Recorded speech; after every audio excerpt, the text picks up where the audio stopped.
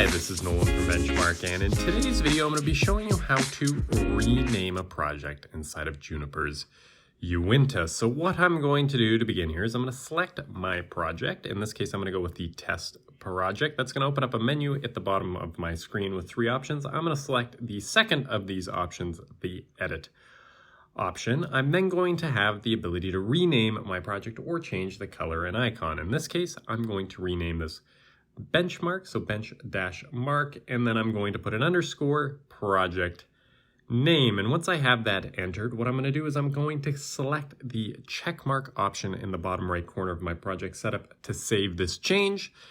And that is everything for today's video. That is how you rename a project inside of Juniper's Uinta. And if you have a moment, I would please ask you to hit that subscribe button down below. It really does help us out and helps me keep making these videos. And if you have any questions about anything you've seen in today's video or any questions about anything you've seen on this YouTube channel, please give us a call at 1-888-286-3204 or visit us on the web at bench-mark.ca.